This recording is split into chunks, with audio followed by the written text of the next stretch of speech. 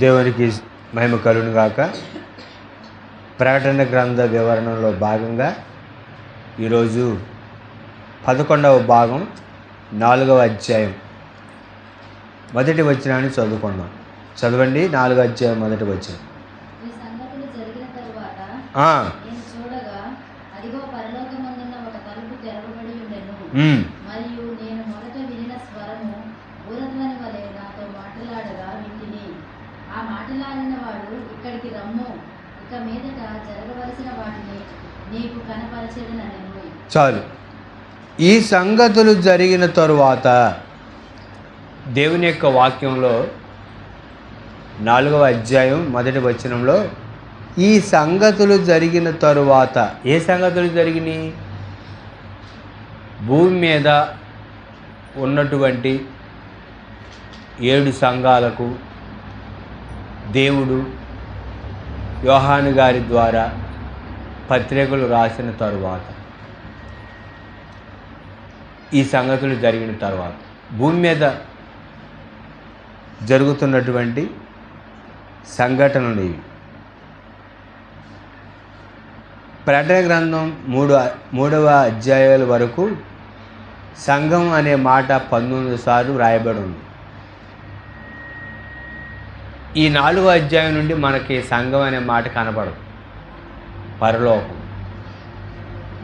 ఈ ఆదివారం ఆరాధన వర్తమానంలో 4వ అధ్యాయానికి మనం పెట్టుకున్నటువంటి పేరేంటంటే పరలోకంలో సింహాసనం. ఆ పేరు మనం పెట్టుకోవడం జరిగింది. సంఘము అంటే ఏంటి? పిలువబడిన వారు అని అర్థం. ఎక్కడి నుండి? లోకంలో నుండి. గ్రీకులో ఎక్లేషియా అని అంటారు. సంఘం అంటే అర్థం ఏంటంటే పిలువబడ్డం. ఎక్కడి నుండి పిలువబడ్డాం మనం? లోకంలో నుంచి పిలువబడినటువంటి వారు. ఈ 4వ అధ్యాయంలో మనం క్రీస్తు పరలోకానికి ద్వారం. రోమా సామ్రాజ్యం బలంగా ఉంది. విశ్వాసులు హింస కలిగి ఉన్నారు. వారు ఈ భూమి మీద జరుగుతున్నటువంటి సంగతులను చూస్తున్నారు. దేవుడు వారికి ఈ భూమిని మాత్రమే కాదు కానీ పరలోకం చూడండి అని దేవుడు చెబుతూ ఉన్నారు. పరలోకంలో సింహాసనం మీద దేవుడు ఉన్నాడు. ఈనాడు పరిస్థితులు చూడండి. యుద్ధాలు, అన్యాయం, అర్థమైందంటారా? ఆర్థికపరమైనటువంటి ఇబ్బందులు, భయం. సంఘం నేర్చుకోవాల్సింది ఏంటంటే పరిస్థితులు మాత్రమే చూడకండి, పరలోకంలో ఉన్నటువంటి దేవుణ్ణి చూడండి. దేవుని యొక్క పరిపాలనకు అనుమతి ఇవ్వండి. ఎహెజ్కేలు గ్రంథం 1వ అధ్యాయం 1వ వచనం, దానియేలు గ్రంథం 7వ అధ్యాయం 9, 10 వచనాల్లో దానికి సంబంధించినటువంటి అనుబంధమైనటువంటి లేఖన భాగాలు ఉన్నాయి. ఒక తలుపు తెరవబడి ఉండెను పరలోకమందు. పరలోకంలో ఒక తలుపు తెరవబడి ఉందన్నమాట. ఈ ఈ ఈ పరలోకం తలుపు ఏంటంటే క్రీస్తు అనేటటువంటి ద్వారం పరలోకంలో తెరవబడి ఉంది. క్రీస్తు అనేటటువంటి ద్వారం. నేనే మార్గం, నేనే సత్యం, నేనే జీవం అని యేసుక్రీస్తు ప్రభువారు చెప్పినటువంటి ఆ ద్వారం, తెరవబడి ఉన్నటువంటి ద్వారం. సంఘం ఎత్తబడింది. సంఘం ఎత్తబడింది. ఈ 4వ అధ్యాయంలో మనం చూస్తే ఇది పరలోకంలో జరుగుతున్నటువంటి విషయాలు. మొదటి దశలోనికి రాసిన పత్రిక 4వ అధ్యాయం 17వ వచనంలో దేవుని వాక్యంలో ఏమని రాయబడి ఉంది? మొదటి కొరింథీయులకు రాసిన పత్రిక 15వ అధ్యాయం 51వ వచనంలో ఈ యొక్క విషయాలన్నీ కూడా స్పష్టంగా దేవుని వాక్యంలో వ్రాయబడి ఉంది. కనుక ప్రతి దానిని మనం కూలంకుషంగా నేర్చుకొని ముందుకు సాగాలి అంటే చాలా సమయం పడుతుంది. కనుక ఈ మధ్యాహ్న కాల సమయంలో ఆ విషయాన్ని మనం గమనించాలి. మరియు నేను మొదట వినిన స్వరము బోరధ్వని వలె నాతో మాటలాడగా వింటిని. మొదట మాట్లాడినటువంటి స్వరం ఎలా ఉంది? బోరధ్వనిలాగా ఉంది. ఎవరిది ఆ స్వరం? యేసుక్రీస్తు ప్రభువు. బోరధ్వని. బోర అంటే ఎట్లా ఉంటుంది? బాగా ఎక్కువ సౌండ్ వచ్చింది. పాత నిబంధనలో మనం చూస్తే రాజుల కాలంలో యుద్ధాలు చేసేటప్పుడు బోర ఊదేవాడు. పూ అని బాగా అందరికీ వినపడేది. అది దేవుడు మాట్లాడుతున్నప్పుడు ఆయన యొక్క స్వరము ఎలా ఉందంటే బోరధ్వనిలాగా ఉంది. నాతో మాట్లాడగా వింటిని. మొదట విన్నటువంటి స్వరం బోరధ్వని వలె ఉంది. ఆ మాటలనేవాడు ఇక్కడికి ఎక్కిరమ్ము, ఇక మీదట జరగవలసిన వాటిని నీకు కనపరిచిదాను. ఇక మీదట జరగవలసినవి, భవిష్యత్తులో ఏం జరగబోతాను, ఇక మీదట జరగవలసినవి, భూత వర్తమాన భవిష్యత్తు కాలాల్లో ఉన్నటువంటి దేవుడు. ఎప్పుడున్నాడండి దేవుడు? ఎప్పుడున్నాడు దేవుడు? భూత వర్తమాన భవిష్యత్తు కాలాల్లో ఉన్నటువంటి దేవుడు. ప్రకటన గ్రంథం 1వ అధ్యాయం నుండి 3వ అధ్యాయం వరకు ఈ భూమి మీద 7 సంఘాలకి, టర్కీ ప్రాంతంలో ఉన్నటువంటి 7 సంఘాలకి అప్పుడు జరుగుతున్నటువంటి పరిస్థితులు, వాటిని దృష్టిలో పెట్టుకొని దేవుడు యోహాను గారి ద్వారా వ్రాయించారు. 4వ అధ్యాయం నుండి ఇక పరలోక విషయాలు వ్రాయబడి ఉన్నవి. మనం చూద్దాం దేవుని యొక్క వాక్యం. సంఘం పరిస్థితులు మాత్రమే చూడకూడదు, ఎప్పుడు దేవుణ్ణి చూడాలి. మనం ఎంతసేపు ఈ కష్టాలు, ఇరుకులు, ఇబ్బందులు, సమస్యలు, శోధనలు ఇవే కాదు. ఆనాటి సంఘం కూడా హింస గుండా వెళ్తూ ఉన్నప్పుడు దేవుడు వాళ్ళకి నేర్పుతున్నటువంటి విషయం ఏంటంటే ఇక్కడ వరకే చూడకండి, ఇది దాటి చూడండి. పరలోకంలో సింహాసనం మీద దేవుడు ఎప్పుడు కూడా ఆసీనుడై ఉన్నాడు, ఆయన్ని చూడండి. అదే విషయం దేవుడు మనకి నేర్పుతున్నారు. చదవండి 2వ వచనం, దేవుని యొక్క వాక్యంలో చదవండి 2వ వచనం. వెంటనే నేను ఆత్మవశుడనైతిని. అదిగో పరలోకమందున ఒక సింహాసనము వేయబడి ఉండెను. సింహాసనమునందు ఒక ఆసీనుడై ఉండెను. ఆసీనుడైన వాడు చాలు 2వ వచనం ఎవరు చదివారు? మంచిది. సరే. వెంటనే నేను ఆత్మవశుడనైతిని. చూడండి, ఆత్మ వశంలోకి వెళ్ళారు యోహాను గారు. ఆత్మవశం. ఎవరి వశం? పరిశుద్ధాత్మ దేవుని యొక్క వశంలోకి వెళ్ళారు యోహాను గారు. అదిగో పరలోకమందు ఒక సింహాసనం వేయబడి ఉండెను. ఎక్కడ? పరలోకములో ఒక సింహాసనం వేయబడి ఉంది. పరలోకములో సింహాసనం. ఈ భూమి మీద సింహాసనాలు ఉన్నాయి, ఇప్పుడు పరలోకంలో సింహాసనం ఉంది. అదే మీకు ఎక్కడ? పరలోకమందు ఒక సింహాసనం వేయబడి ఉండెను. సింహాసనమునందు ఒకడు ఆసీనుడై ఉండెను. ఒక వ్యక్తి సింహాసనం మీద కూర్చొని ఉన్నారు. నిజమైన రాజు దేవుడు. ఈ భూమి మీద రాజు కైసరు. రోమా సామ్రాజ్యం అంతటిని పరిపాలించేటటువంటి రాజు కైసరు. ఈ రాజు తాత్కాలికమైన రాజు. నిజమైన రాజు ఎవరంటే దేవుడు. నాయకులు మారుతారు, ప్రభుత్వాలు మారుతాయి, కానీ దేవుడు ఎప్పుడు కూడా సింహాసనం మీద ఆసీనుడై ఉంటాడు. సంఘం నేర్చుకోవాల్సింది మన విశ్వాసం దేవుని మీద. ఎవరి మీద అండి? దేవుడు. ఈ భూమి మీద రాజ్యాలు మారుతాయి, ప్రభుత్వాలు మారుతాయి, పరిపాలన మారుతాయి, కానీ నిరంతరము పరలోకంలో సింహాసనం మీద ఆసీనుడై ఉండేది దేవుడు అక్కడే. కదలనటువంటి సింహాసనం, నిత్య పరిపాలన ఆ ప్రభువును మనం చూడాలి. ఎహెజ్కేలు గ్రంథం 1వ అధ్యాయం 26-28 వచనాల్లో వ్రాయబడి ఉంది. దీనికి అనుకూలమైనటువంటి వాక్య భాగం జకర్యా గ్రంథం 6వ అధ్యాయం 12-13 వచనాలలో మెస్సీయ రాజు ఆయన పరిపాలన గురించి వ్రాయబడి ఉంది. దేవుని యొక్క వాక్యం చదవండి. 3వ వచనం మరొకరు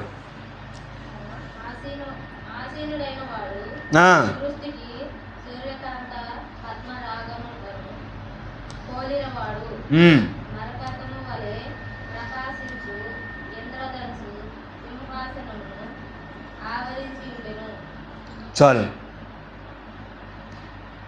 ఆసీనుడైన వాడు ఎక్కడ అది మర్చిపోవా. ఎక్కడ ఆసీనుడైనటువంటి వాడు? పరలోకములో ఆసీనుడైనటువంటి వాడు. పరలోకములో ఆసీనుడైనటువంటి వాడు. ఆసీనుడైనటువంటి వాడిని యొక్క దృష్టికి సూర్యకాంత పద్మరాగములను పోలినవాడు. ఏంటంట? సూర్యకాంత పద్మరాగము పోలినవాడు. చూడండి దేవుని వాక్యం ఏమని రాయబడి ఉంది. మరకతము వలె ప్రకాశించు మేఘధనుసు సింహాసనము ఆవరించి ఉండెను. ఇక్కడ రత్నాలు, ఇవి ఏంటండి? రత్నాలు, వజ్రం, అదేంటంటారా? నీలమణి, పచ్చ, పుష్పరాగం, గోమేధికం, స్ఫటికం, రక్తమణి, ఇవన్నీ ఏంటి? పద్మరాగం, మరకతం, ఇవన్నీ ఏంటో తెలుసా? రత్నాలు. మరకతం అంటే పచ్చగా ఉంటుంది, దేవుని కృప, సాదృశ్యం. అదేంటంటారా? పద్మరాగము, సూర్యకాంతం, ఇవన్నీ ఏంటో తెలుసా? రత్నాలు. అర్థమైందంటారా మీకు? రత్నాలండి ఇవన్నీ. చూడండి, దేవుని కృప మన పైన ఎప్పుడూ ఉండదు. ఆ కృపను మనం కాపాడుకోవాలి. పచ్చదనం దేనికి గుర్తు అంటే కృపకు గుర్తు. ఇవన్నీ కూడా రత్నాలు. ఆ విధంగా ఇవి పోలి ఉండటాన్ని దేవుని యొక్క వాక్యంలో సూచించబడి ఉన్నది. ఇజ్రాయేలీల యొక్క ప్రధాన యాజకుడు ధరించినటువంటి ఎప్పోదు ఇక్కడ ఉన్నటువంటి ఉంటుంది, ఒకటి ఉంటుంది. ఇక్కడ ఇట్లా ఉంటుంది, 4 పలకలుగా ఉంటుంది. దాని మీద రత్నాలు ఉంటాయి. న్యాయ విధాన పథకంలో రత్నాలు ఉంటాయి. నిర్గమాకాండము దేవుని యొక్క వాక్యంలో 12వ అధ్యాయము 15-20 వచనాల్లో దేవుని యొక్క వాక్యంలో రాయబడింది. ప్రధాన యాజకుడు ఎప్పుడు ధరించుకొని ఉంటాడు. ఇక్కడ 4 పలకలుగా ఇక్కడ బంగారంతో చేయబడినటువంటి ఉంటుంది. దాని మీద రత్నాలు పొదిగి ఉంటాయి. అవి దేవుని యొక్క గుణాలకు అవి సాదృశ్యం. అర్థమంటారు మీకు? తర్వాత చదవండి దేవుని వాక్యం 4వ వచనం.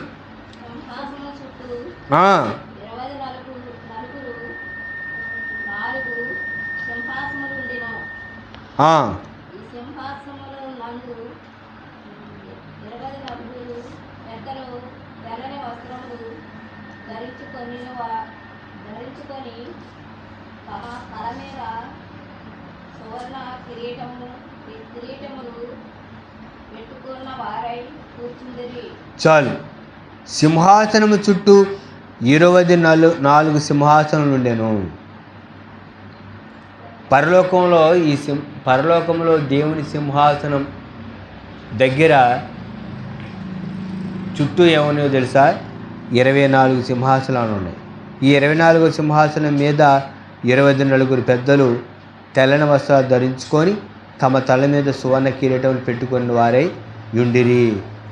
ప్రాచీన పశ్చిమ ఆసియా దేశాలలో అనేక సంస్కృతులలో సింహాసనం దగ్గర రాజుల ఎదుట సలహాలు ఇవ్వటానికి మంత్రులు ఆ విధంగా సింహాసనాల మీద కూర్చొని ఉండేవారు. రోమా సంస్థానాధిపతులలో కూడా నిర్ణయ అధికారాలు పాలు పొందే విషయంలో ఆ విధంగా కూర్చొని ఉండేవాడు. మనకి అందరూ కూడా తెలుసు, శ్రీకృష్ణదేవరాయలు ఆయన దగ్గర మరి కింద మంత్రులు ఉండేవాళ్ళు, ఆస్థాన కవులు. మనకు అర్థం అవడం కోసం దేవుడు ఈ విధంగా తన వాక్యంలో వ్రాయించారు.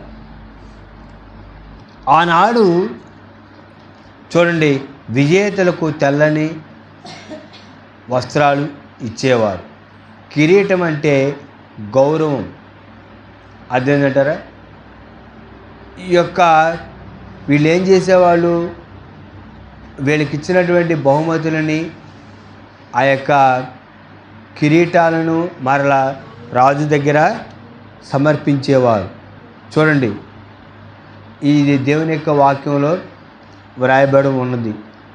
24 పెద్దలు తెల్లని వస్త్రాలు ధరించుకొని తమ తల మీద సువర్ణ కిరీటములు పెట్టుకున్న వారే యుండిరి. తెల్లని వస్త్రాలు దేనికి గుర్తుగా ఉన్నాయంటే, తెల్లని వస్త్రాలు తెలుపు దేనికి గుర్తుగా ఉందంటే నీతికి గుర్తుగా ఉంది, నీతికి గుర్తుగా ఉంది, పరిశుద్ధత గుర్తుగా ఉంది. నీతి వస్త్రం, తెల్లని వస్త్రం. ఈ 24 పెద్దల గురించి రకరకాల ఆలోచనలు ఉన్నవి. మరి క్రైస్తవ సమాజంలో రకరకాల భిన్నాభిప్రాయాలు ఉన్నాయి. కొంతమంది ఈ 24 పెద్దలు 12 గోత్రాలకు చెందినటువంటి పాత నిబంధనలో 12 గోత్రాలకు చెందిన 12 మంది, కొత్త నిబంధనలో 12 మంది అని అపోస్తలులకు చెందిన వారు 12 మంది అంటారు. దానికి సరైనటువంటి ఆధారాలు లేవు. ఇక్కడ దేవుని వాక్యం కూడా దాని గురించి ఎక్కువగా వివరించబడలేదు. కనుక దాన్ని దాటుకొని మనం ముందుకు వెళదాము. అర్థమైందంటారా? సంఘం ఈ భూమి మీద ఉన్నటువంటి బహుమతుల కోసం కాదు, కానీ రేపు నిత్యత్వంలో దేవుడిచ్చేటటువంటి ఆ బహుమతుల మీద దృష్టి పెట్టాలి. ఇవి కాదు, ఈ భూలోకంలో బహుమతులు తాత్కాలికం, రేపు దేవుడిచ్చేటటువంటి నిజమైన బహుమతి. పౌలు గారు ఏమన్నారు, నాకే కాదు దేవుడు బహుమతి ఇచ్చేది, మీకు కూడా దేవుడు ఇస్తారు బహుమతి అని చెప్పారు. ఇక్కడే కాదు, అదేంటంటారా, ఇక్కడే కాదు బహుమతి ఇచ్చేది, రేపు నిత్యత్వంలో కూడా బహుమతి ఉంటుందని దేవుడు చెప్పాడు. పౌలు గారు ఏమన్నారంటే, నాకే కాదు దేవుడు ఇచ్చేది బహుమతి, మీకు కూడా ఇస్తారు. ఎవరైతే పరిగెత్తుతారో పరుగు పందెంలో, నేను పరిగెత్తినట్టు మీరు పరిగెడతారు, మీకు కూడా బహుమతి ఉంది. దేవుడి కొరకు ప్రయాసపడు. నా పేరట గిన్నెడు చన్నీళ్ళు ఇచ్చిన దాన్ని ప్రతిఫలం పోగొట్టుకో. గిన్నెడు చన్నీళ్ళు ఇచ్చేనే ప్రతిఫలం. మరి దేవుడు పని చేస్తే, మందిరంలో పని చేస్తే, చేపలు వేస్తే, ఊడిస్తే, బూద్దులిస్తే, మైకులు పెడితే ప్రతిఫలం ఉంటుందండి. దేవుడు పని చేస్తే దేవుడు అన్యాయస్తుడు కాదు. దేవుడు పని చేయడం మన బాధ్యత. మనం దేవుడు పని చేసినప్పుడు దేవుడు అన్యాయస్తుడైతే కాదు. అది మనం తెలుసుకోవాలి. చదవండి తర్వాత 5వ వచనం.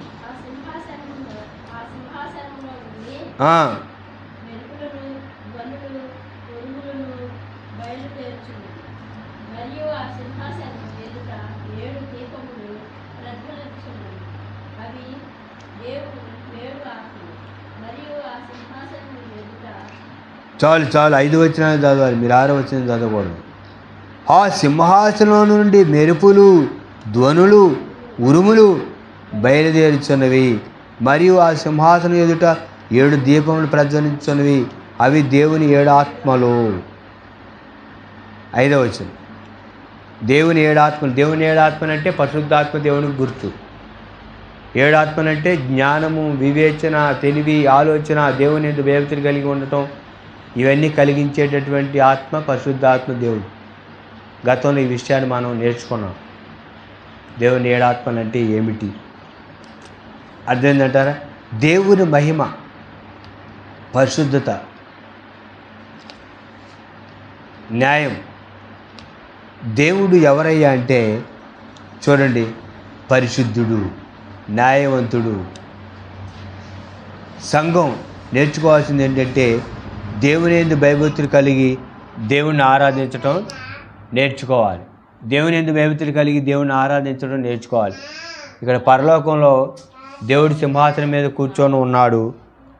ఇక్కడ మనం చూస్తే దేవుని యొక్క వాక్యంలో నిర్గమాకాండము 19వ అధ్యాయం 10వ వచనం, ఎజ్కేల్ గ్రంథం అర్థమైందంటారా 1వ అధ్యాయం ఎజ్కేల్ గ్రంథం 11వ అధ్యాయం 22వ వచనంలో, అక్కడ నిర్గమాకాండంలో 19వ అధ్యాయం 10వ వచనంలో ఉరుములు, మెరుపులు, ధ్వనులు వినపడినప్పుడు ఆ తర్వాత దేవుని యొక్క మేలైన స్వరం వినపడింది.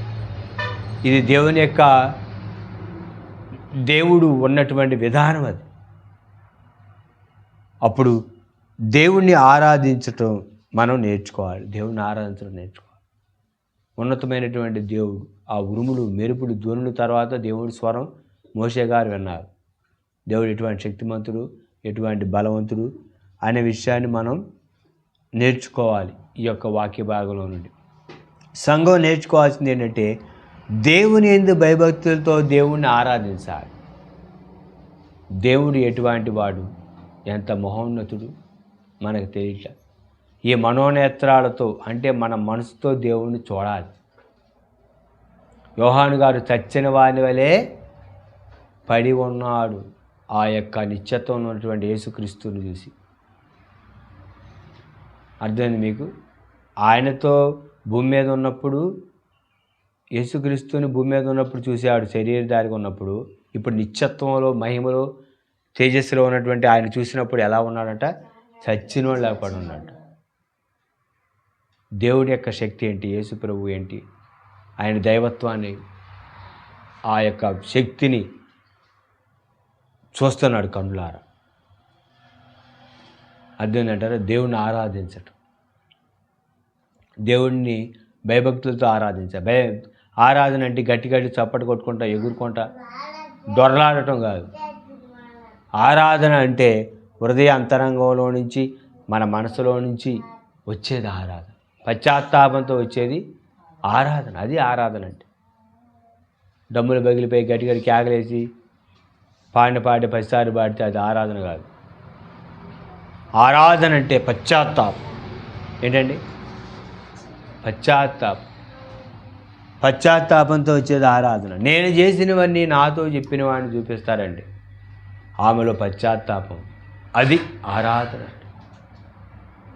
మనం ఆరాధించే దేవుడు ఆయన ఎటువంటి వాడు అనేది మనం తెలుసుకోవాలి.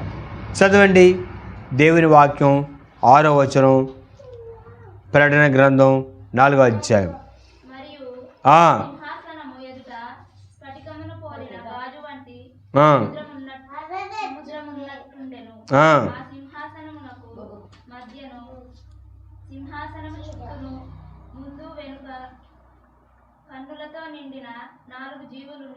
చాలు.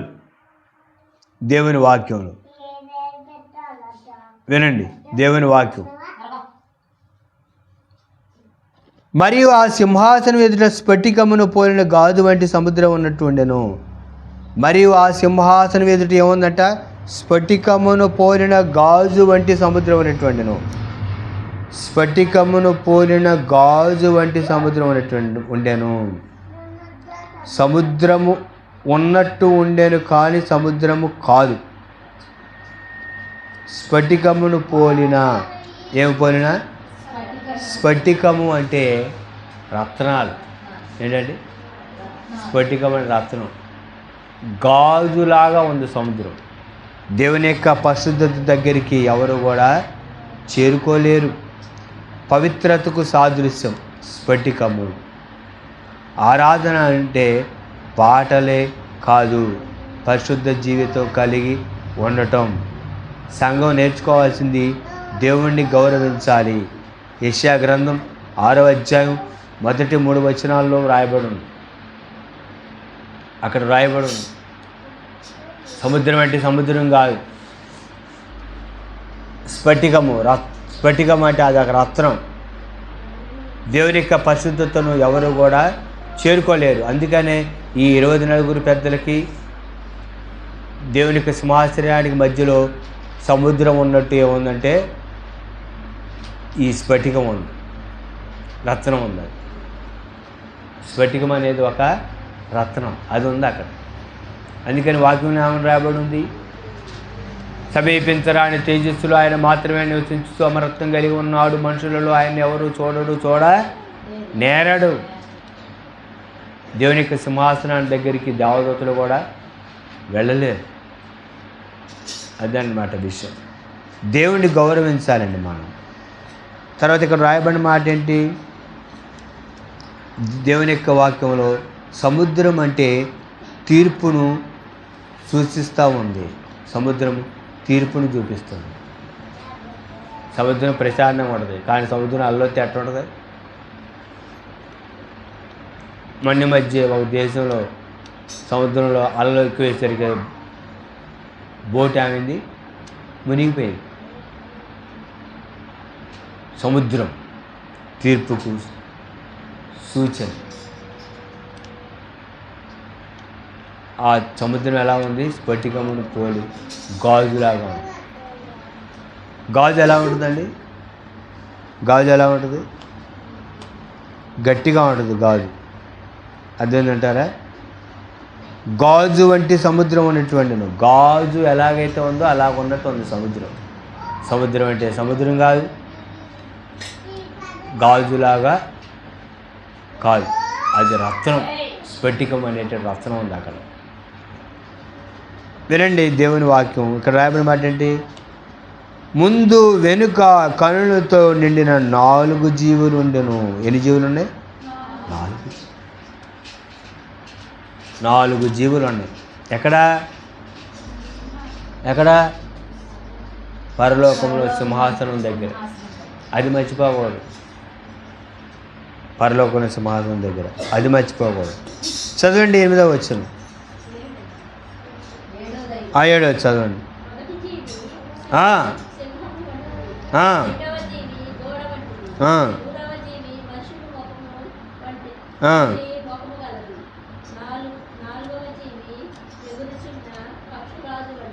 చాలు. 4 జీవులు. ఎన్ని జీవులు? 4 జీవులు. మొదటి జీవి ఏంటి? సింహం. మొదటి జీవి ఎలా ఉంది? సింహం. సింహం దేనికి రాజు? సింహం దేనికి రాజండి? అడవికి రాజు సింహం. సింహం అడవికి రాజు. సింహం అంటే రాజు. రాజుగారు ఏం చేస్తారు? పరిపాలిస్తారు, అధికారం కలిగి ఉంటారు. ప్రభు అయినటువంటి యేసుక్రీస్తు వారు యోధా గోత్రపు సింహం. ఆయన అధికారం కలిగినటువంటి వాడు, పరిపాలకుడు, నిత్య పరిపాలకుడు. మత్తయి సువార్తలో మత్తయి గారు యేసుక్రీస్తుని ఏ విధంగా పోల్చి చూపించారు? యూదుల రాజుగా పుట్టినవాడు ఎక్కడ ఉన్నాడు? మేము ఆయన నక్షత్రము చూచి ఆయన పూజించవచ్చుతామని చెప్పిరి. యోధా గోత్రపు సింహం, రాజు, పరిపాలకుడు, అధికారం కలిగినటువంటి వాడు. ఈయన శాస్త్రుల వలె పరిచర్యల వలె కాక అధికారం కలిగిన వాడిగా బోధిస్తూ ఉన్నాడు అని వాక్యంలో రాయబడింది. మొదటి జీవి సింహం. రెండవ జీవి ఏంటండి? దూడ. ఎద్దులు, దూడలు ఏం చేస్తాయి? ఎద్దు ఏం చేసిద్దండి? ఏం చేసింది ఎద్దు? పొలం దున్నుద్ది, పని చేసిద్ది. ఏం చేసిద్ది? పని. మార్కు సువార్తలో ప్రభువైనటువంటి యేసుక్రీస్తు వారి గురించి ఏమని రాయబడింది? సేవకుడు. ప్రభువైనటువంటి యేసుక్రీస్తు వారు చేసినటువంటి సేవ ప్రారంభం. మనిషి కుమారుడు పరిచర్య చేయుటకు వచ్చాడు, కానీ పరిచర్య చేయించుకోవడానికి రాలేదు. అనేకుల కొరకు క్రయధన విక్రయంగా తన రక్తాన్ని క్రయధనంగా చెల్లించడానికి వచ్చాడు. ఎద్దు, దూడ మార్కు సువార్తలో ఏమని రాయబడింది? సేవకుడు యేసుక్రీస్తు ప్రభు. రెండవ జీవి ఏంటి? దూడ. దూడ అంటే దూడ కాదు, సేవకుడు యేసుక్రీస్తు ప్రభు. మూడవ జీవి మనుషుని ముఖము వంటి ముఖము కలదు. లూకాసు వార్త. నశించిన దాన్ని వెతికి రక్షించుటకు మనిషి కుమారుడు వచ్చినని అతనితో చెప్పాడు. యేసు ఎవరు? మనుష్య కుమారుడు. 100% దేవుడు, 100% నరుడు. పాపం లేనటువంటి పరిశుద్ధుడైనటువంటి నరుడు యేసుక్రీస్తు అను నరుడు. దేవునికి మనుషునికి మధ్యవర్తి ఒక్కడే, ఆయనే యేసుక్రీస్తు అను నరుడు అని వాక్యంలో రాయబడింది. మూడవ జీవి మనుష్య ముఖం. ఏ ముఖం? మనుష్య ముఖం. మనుష్య కుమారుడు. లూకాసు వార్తలో లూకా గారు వివరించారు. నాలుగో జీవి ఏంటి? ఎగురుచున్న పక్షిరాజు వంటిది. పక్షిరాజు. యోహాను సువార్త. మన కళ్ళ ముందు కనబడుతున్నటువంటి ఈ యేసు ఎవరో తెలుసా? ఆది యందు వాక్యముండెను, వాక్యము దేవుని యొద్ద ఉండెను, వాక్యము దేవుని ఉండెను, ఆ వాక్యమే కృపాసత్య సంపూర్ణంగా మన మధ్య నివసించును. పక్షిరాజు. వేగం. పక్షిరాజు ఎక్కడో ఉంటాడు. మహోన్నతుని చాటును నివసించువాడే, సర్వశక్తుని నీడను విశ్రమించువాడు. మహోన్నతుడు, ఉన్నతమైనటువంటి వాడు. ఈ యేసు లోక పాపములు మోసుకొని పోయి దేవుని గొర్రెపిల్ల. అక్కడ కృపాసత్య సంపూర్ణంగా మన మధ్య నివసించినటువంటి యేసుక్రీస్తు ప్రభు ఎవరంటే, ఆది యందున్నటువంటి వాక్యం దేవుడు. అర్థమైందంటారా? ఇది 4వ జీవి. తర్వాత సింహం అంటే అధికారం, సేవకుడు అంటే పని. మూడవది మనిషి కుమారుడు అంటే మనిషి, అంటే సహనం, బలం. నాలుగవది అక్కడ దేవుడు. దేవుడు అంటే అధికారం కలిగినటువంటి వాడు. అందుకనే మనిషి కుమారుడు అంటే వాళ్ళు ఏమన్నారు? మూడో విషయంలో వాళ్ళు ఏమన్నారు? ఇతడు వడ్లవారి కుమారుడు కాదా? ఇతడు యేసు వాళ్ళ యొక్క సహోదరుడు కాదా? ఇతనికి ఇట్టి జ్ఞానం ఎక్కడి నుంచి వచ్చింది? ఈయన శాస్త్రులు పరిచయాలు వాళ్ళు కాక అధికారంగా బోధిస్తున్నాడు, ఇతనికి ఇంత జ్ఞానం ఎక్కడదే? మానవుడి యొక్క జ్ఞానం, యేసుక్రీస్తు జ్ఞానం, అవగాహన కల్పించాడు. జ్ఞానం కలిగిన వాడు. అదేంటంటారా? చదవండి తర్వాత వచ్చినాం.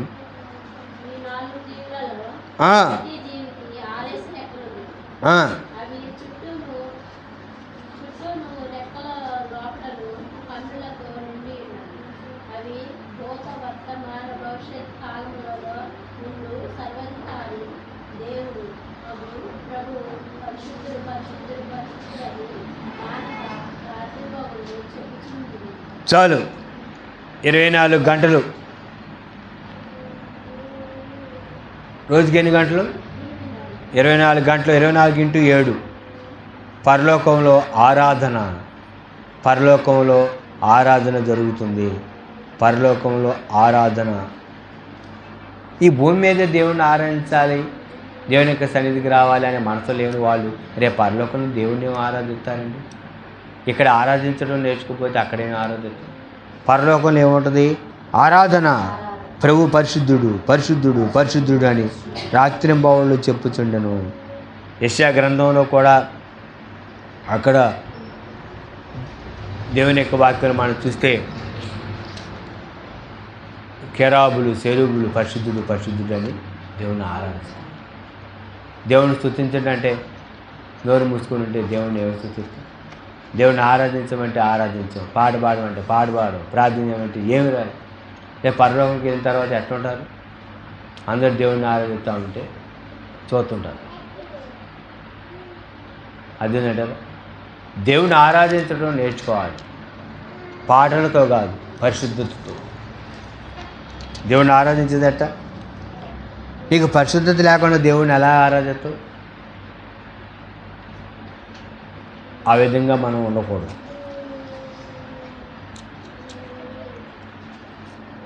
తర్వాత 10వ వచనం.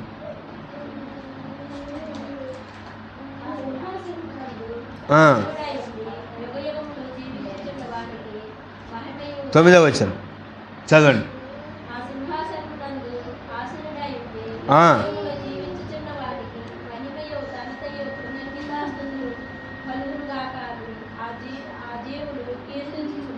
చాలు. ఆ సింహాసనం యందు ఆశ్రయుడై ఉండి యుగయుగంలో జీవించున్న వానికి మహిమ, ఘనత, కృతజ్ఞతాస్తుతులు కలుగునుగా. కానీ ఆ జీవులు కీర్తించుచుండగా ఆరాధన. నీవు నేను దేవుని కృతజ్ఞత స్తుతులు చెల్లించుచు దేవుణ్ణి మనం ఆరాధించాలి. కృతజ్ఞతతో దేవుణ్ణి ఆరాధించాలి. మహిమ, ఘనత, ప్రభావం దేవుడికే కలుగునుగాక అని అనాలి. కీర్తించాలి. దేవుని ఏం చేయాలి? కీర్తించాలి. ఆ జీవులు దేవుని కీర్తిస్తున్నాయి. మరి మనం దేవుని కీర్తిస్తున్నామండి? కీర్తించట్లా దేవుడు. ఆదివారమే పాటలు పాడటం, మరి సోమవారం నుంచి శనివారం వరకు మళ్ళీ పాటలు పాడటం లేదు. ఎక్కడ పాట పాడతాం అయ్యగారు? పనే సరిపోతుంది. ఒక్క పాట నోరు తెలిసి కృతజ్ఞతతో దేవుణ్ణి ఆరాధించడం, చప్పట కొట్టుకోవడం. వచ్చిన పాటలే, రాని పాటలు కాదు. ఆదివారం పాట పాడటానికి నోరు ఎట్లా వచ్చింది? మిగతా రోజుల్లో దేవుణ్ణి ఆరాధించకపోతే. మిగతా రోజుల్లో దేవుణ్ణి ఆరాధించకుండా ఆదివారం వచ్చినప్పుడే నోరు తెచ్చి పాట పాడాలంటే పాట ఎట్లా వచ్చిందండి? సంవత్సరం అంతా చదవకుండా పరిచయాల్లోకి పోయి పరీక్ష రాయాలంటే ప్రశ్నలకు జవాబులు ఎట్లా వస్తాయండి? వస్తాయా?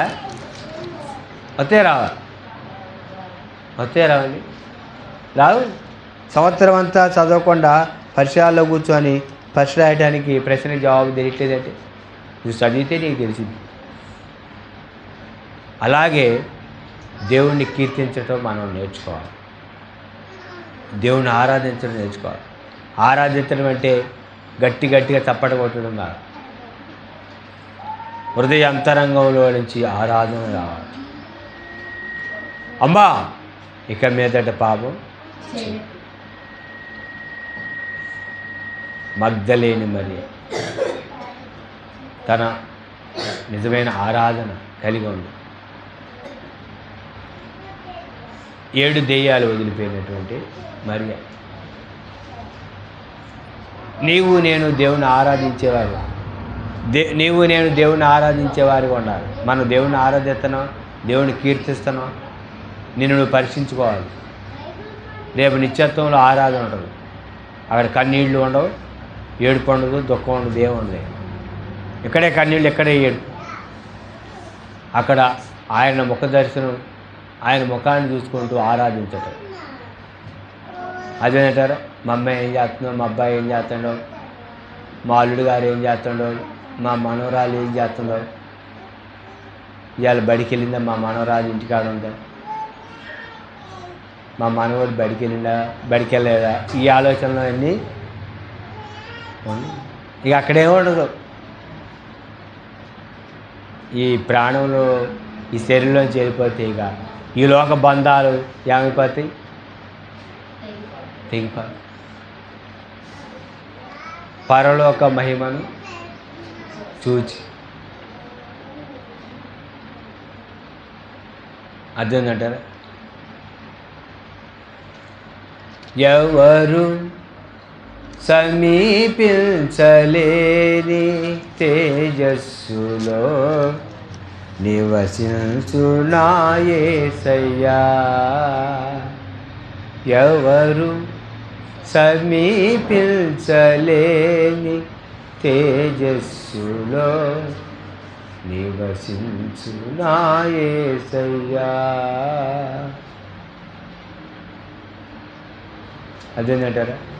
ఏ మౌదునో నేనే మౌదునో, ఏ మౌదునో నేనే మౌదునో.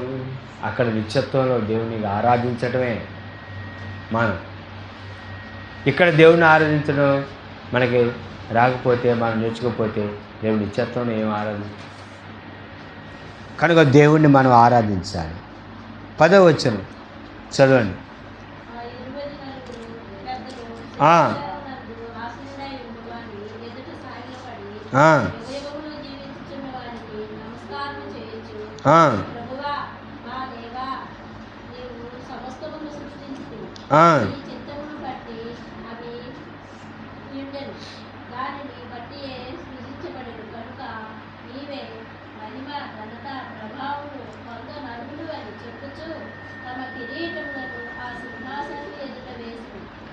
ఆనాడు విజేతలు తమ గౌరవాన్ని, ఆ యొక్క కిరీటాలను రాజుకు సమర్పించేవారు.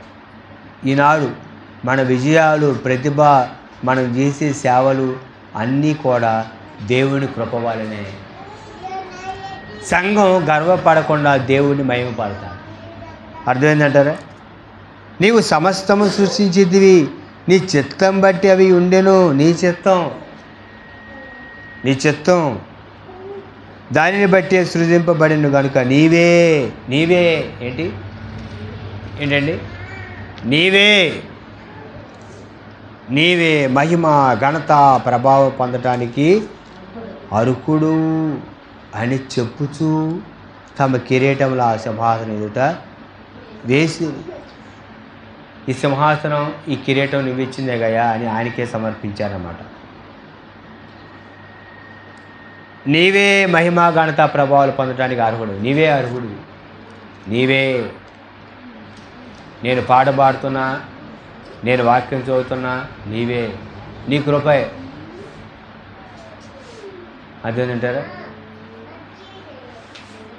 నీ కృపయే నన్ను బ్రతికించినది.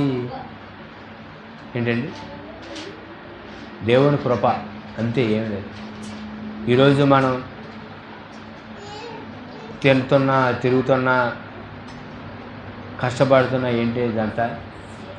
నీ గొప్పతనం, నీ తెలివి, నీ జ్ఞానం ఏమీ లేదంట. కేవలము దేవుని యొక్క కృప. నీవే మహిమ, ఘనత, ప్రభావములు పొంద అర్హుడవు.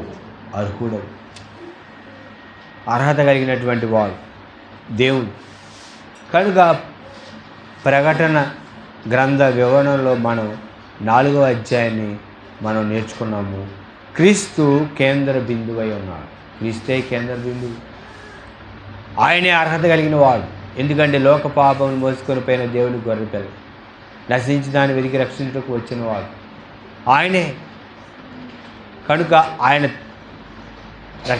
రక్తం కార్చాడు, ఆయన ప్రాణాన్ని పెట్టాడు. కనుక ఆయన ప్రాణాన్ని మనం ఆ విలువను గ్రహిస్తే దేవుని ఆరాధించకుండా ఉండదు. అదేంటారు? పొగడకుండా ఉండలేనయ్యా, ఏంటండి అది? పాడకుండా ఉండలేనయ్యా, నిన్ను పొగడకుండా ఉండలేనయ్యా, ఊహించలేనయ్యా నీ మేలులన్నీయు, ఊహించలేనయ్యా నీ గొప్ప కార్యాలు. అదేంటంటారా? ఉంటామండి దేవుణ్ణి మేంపరచకుండా, గనపరచకుండా, కీర్తించకుండా, పొగడకుండా ఉండలేదు. అదేంటంటారు? దేవుడికి మనకి మధ్య ఉన్నటువంటి అనుభవం. కొన్నిసార్లు దుఃఖంలో కూడా ఏమొచ్చింది తెలుసా? దుఃఖంలో కూడా ఏమొచ్చింది? పాట వచ్చింది. దుఃఖంలో వాడు నువ్వు ఉన్నావు వాడు, నువ్వు ఉన్నవాడు అనువాడు నిన్న నేడు నిరంతరం ఏకరీతిగా ఉన్నాడు. ఆల్ఫా ఓమేగా, మొదటివాడు కడపటివాడు, చనిపోయినవాడు తిరిగి బతికినవాడు, మృతుడినైతిని కానీ ఇదిగో యుగ యుగంలో సజీవుడై ఉన్నాడు దేవుడు. మన పక్షాన ఉన్నాడండి, మనలో ఉన్నాడండి, మనతో ఉన్నాడండి. ఎప్పుడు నేను ఒంటరివాడిని అనుకోడు. దేవుడు ఉన్నాడు నా పక్షాన. ఎవరున్నారు? నాతో ఎవరున్నారు? దేవుడు ఉన్నాడు కనుక దేవుడు మనతో ఉన్నాడు. అట్టి ధైర్యంతో మనం ముందుకు సాగుదాం. అట్టి కృపా ప్రభు మనకు అనుగ్రహించిన గాక. ప్రకటన గ్రంథ వివరణలో 11వ భాగం 4వ అధ్యాయం, పరలోకంలో సింహాసనం.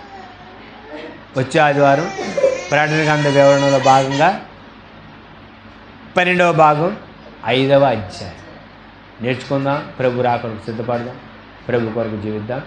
అటు కృప ప్రభు మనకు అనుగ్రహించిన గాక. ఆమేన్. కళ్ళు మూసుకొని ప్రార్థన చేసుకుందాం.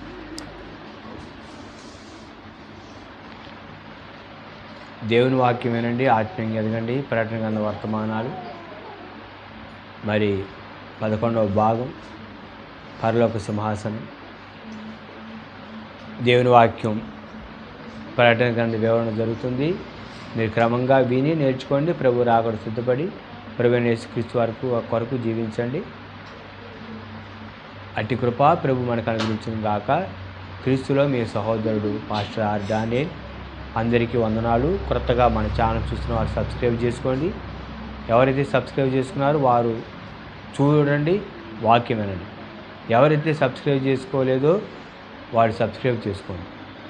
దేవునికి స్తోత్రం. ఆమేన్.